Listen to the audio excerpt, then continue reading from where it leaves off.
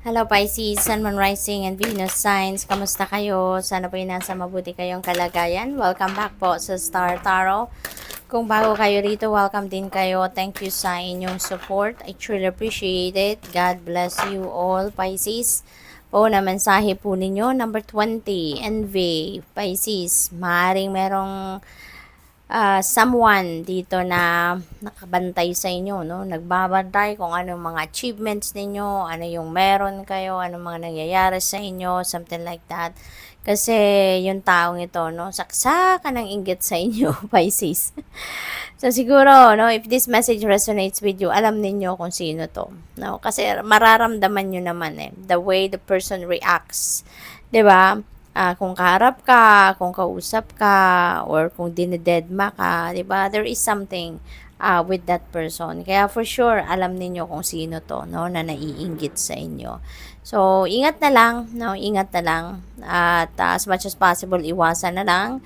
Don't give this person a reason para anuhin ka, siraan ka, or kung ano man, no? Mas wala silang alam about you, no? Wala kang sinasabi sa kanila, then wala silang magiging basihan para magamit kung ano man ang mga sinasabi mo against you, 'di ba?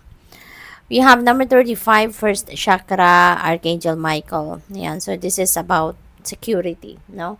Siguro, ang nararamdaman ng iba sa inyo ngayon, nai-insecure pa rin kayo despite of all the blessings, of all the successes na maaring nai-experience niyo. Despite that, siguro, ano pa rin kayo, feeling insecure pa rin kayo, Pisces. But don't worry, no? Don't worry. Kasi, tutulungan naman kayo ni Archangel Michael ngayon, ano, na maibalik ninyo sa sarili ninyo yung confidence, maibalik sa sarili ninyo yung tiwala ninyo sa sarili para maging ano kayo, maging confident kayo, para you will be feeling secured, no, about yourself. We have number 19, rest and rejuvenation, Pisces.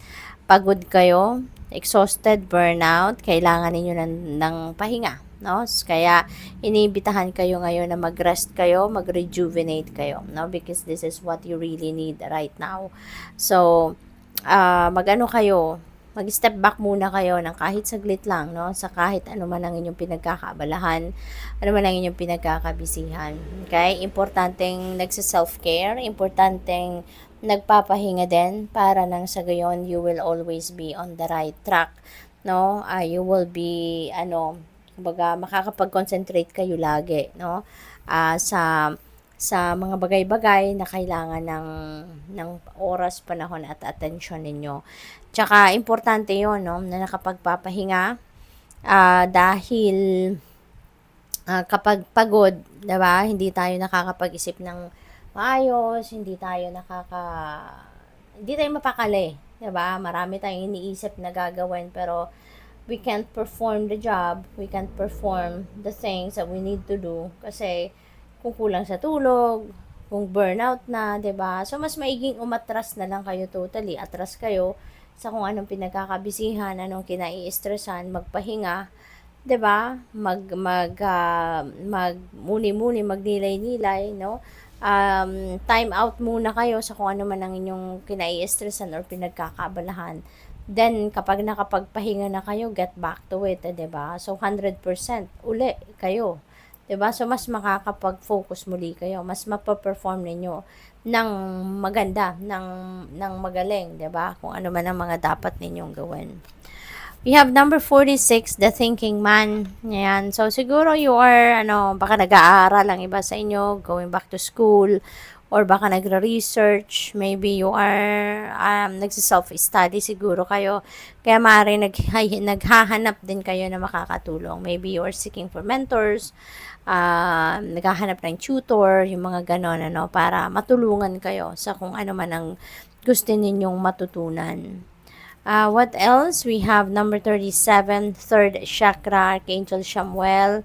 Ito yung energy center ninyo na nag-govern sa life force energy, no? So, maybe sa ngayon, siguro makakapag-rest talaga kayo. Maybe you are going to do some rest, magre-rejuvenate, magre-recuperate, recharge talaga kayo, magpapahinga.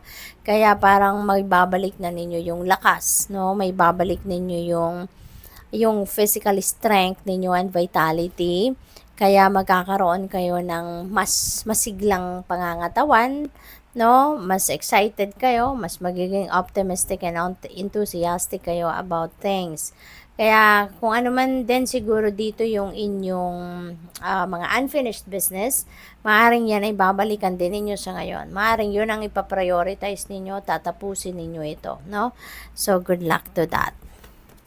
We have number 49, Angel of Love. Ayan, so, for some of you, Pisces, siguro dumaan kayo sa isang masalimuot na sitwasyon sa inyong love life in the past. At, siguro for the longest time, nahirapan kayo for the longest time. Siguro, nasaktan talaga kayo. Pero ngayon, maaaring nandito na kayo sa puntong naka-recover na kayo. Nandito na kayo sa puntong nakapag-heal na kayo at handa na kayong umibig muli. Maaring handa na rin kayong magbigay ng 100% na focus sa inyong sarili. No? Before loving other people, baka yung focusan din ninyo ngayon is self-love, no? For some of you. So, maganda yon. What else? Number 15, appreciation. Ayan, this is a reminder for you, na be appreciative, be grateful sa mga biyaya na dumadating sa buhay ninyo. Magpasalamat kayo sa mga biyayang binibigay sa inyo ng Divine Universe, okay?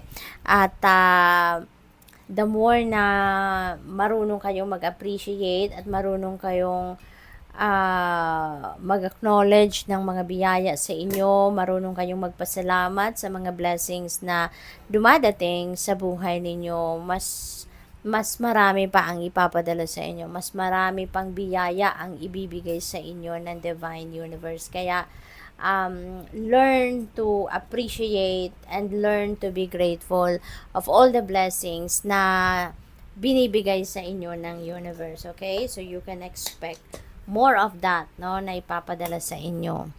What else? We have number 43, man holding a coin. Ayan. So, siguro meron kayong mga transactions sa ngayon pangkaperahan. Meron kayong mga pinoprosesong siguro loans or grant or kahit ano pa man na related sa pera, no? Financial transactions, maaring itong lalaking ito ang maaring makakatulong sa inyo. Maaring siya yung directly dinideal with ninyo sa ngayon, maaring siya yung inaplayan ninyo, maaring siya yung nagpoproseso ng papel ninyo, no? Yung ganon. Kaya matutulungan kayo ng taong ito. So, for some of you then na wala pang yung single pa kayo, maaaring yung taong ito merong interest din sa inyo. Baka merong crush ito sa inyo at talagang magpapakita ito ng interest sa inyo romantically, no? Kung kayo ay single pa. At isa siyang parang mabait naman itong taong ito, no? At saka isa pa, successful na din ito sa kanyang karera, sa kanyang pangkaperahang aspeto, no? Maaaring yayamanin na, no? Or baka mayroon na itong sariling negosyo, yung mga ganon. So, good luck. Thank you for watching. Love and light. Namaste.